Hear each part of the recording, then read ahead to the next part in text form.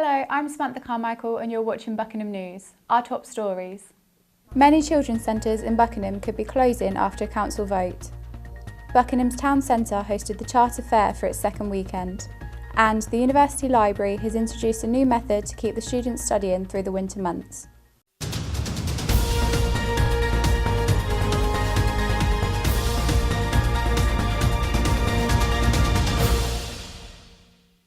Buckingham's Town Council have collectively voted for the closure of children's centres in Buckingham. Timothy Incombe has the story.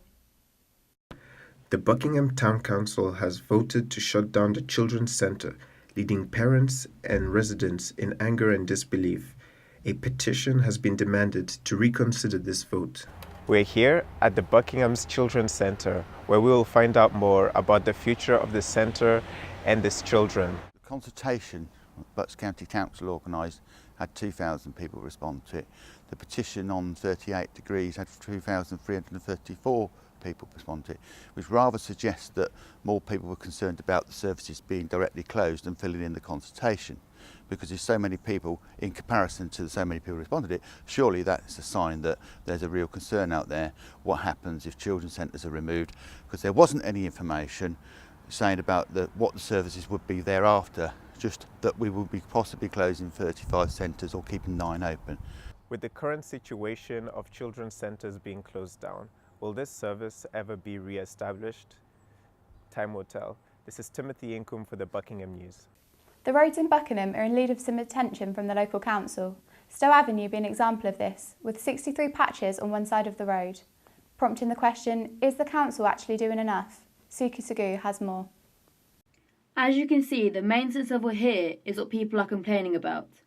It is at the forefront of people's minds as residents and organisations have made roads one of their key issues in the budget consultation of 2017 to 2018. In the financial year ending March 2017, the local council has maintained 3,199 kilometres of roads and 2,461 kilometres of pathways, fixing over 17,000 dangerous potholes. The council budgeted £27,368 for transportation.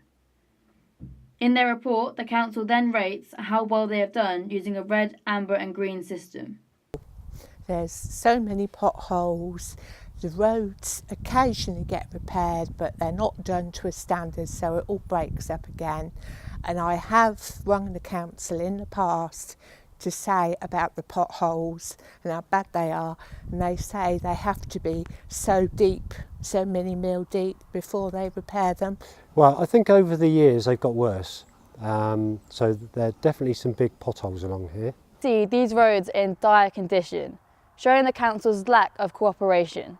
This is Suki Sagu for Buckingham News. Students are in luck now that the University Library will be giving out blankets to those who stay to study throughout the night. Students can now check in and out the blankets like books. Daniel Pexton has the story. Today I'm reporting from the University Library, where an interesting new initiative is being launched by staff to support student study.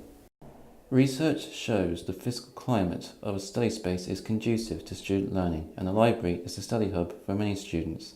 It is heated until 1 AM, extending to 3 AM in exam periods, but despite this, students are leaving the library after a short time, complaining of being cold. Though the heating's controlled centrally, because this is an old building, there are some cold spots in both Franciscan and Hunter Street, and so hopefully providing a bit of a blanket will mean that the students can keep warm and they'll be able to concentrate longer on their revision. We're sort of going to be launching it this week.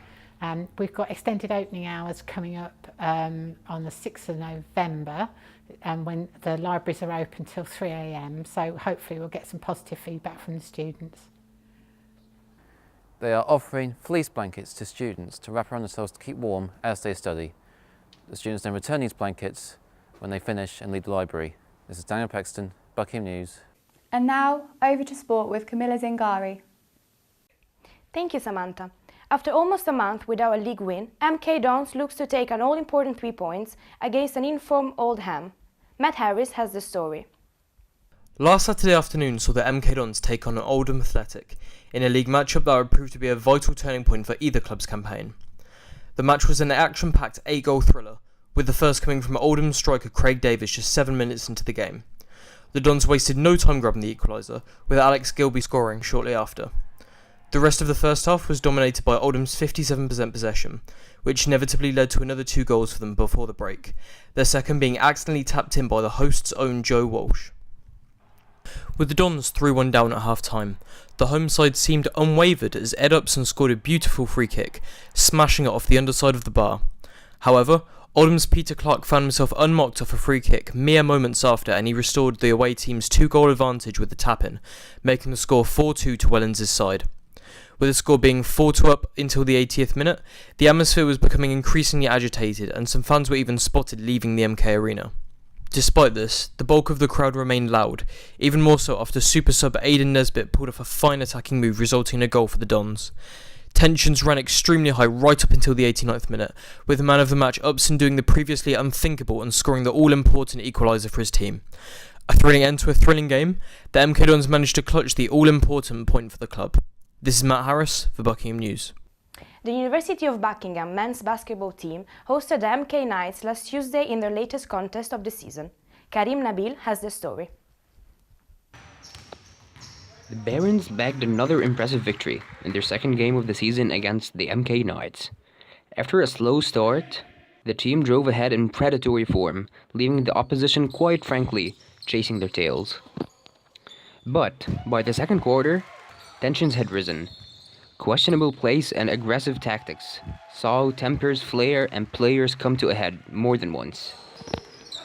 Evidently knocked by the court morale, the Barons' defense wavered and the point gap began to close in.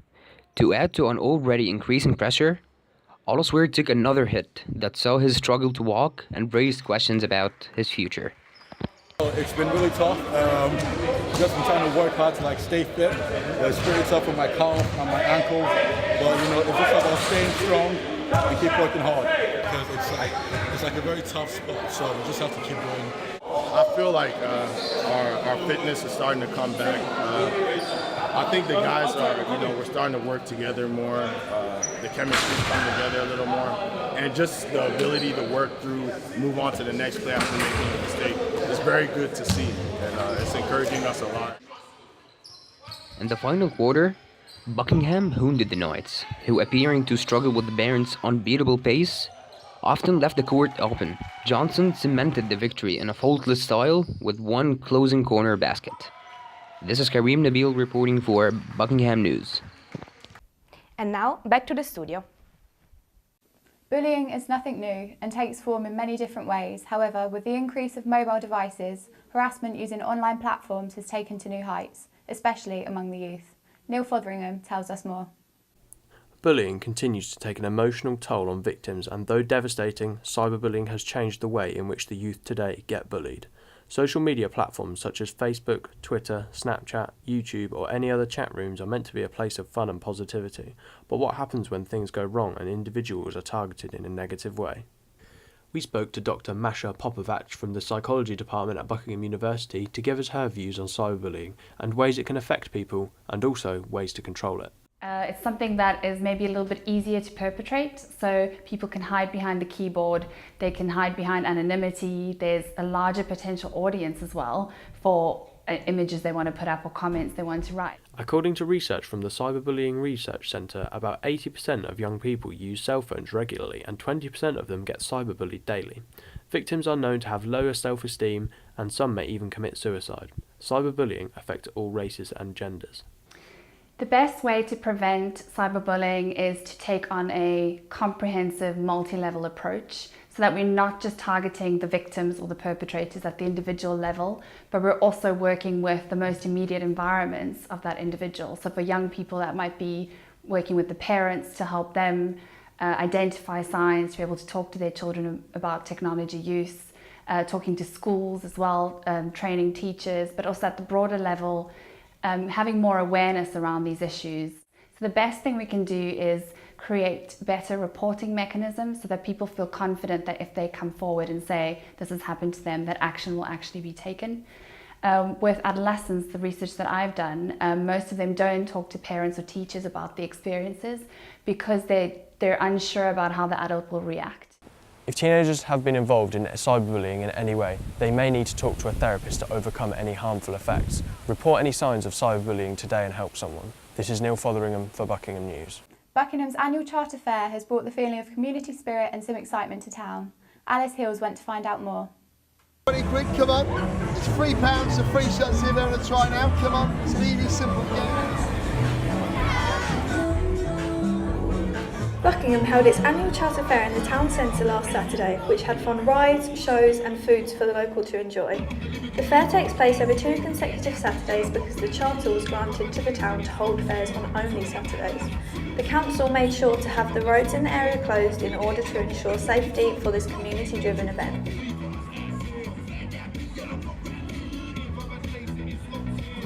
With organisers certain that the fair benefits the town and a positive turnout to match, we asked locals their opinion on its significance and success.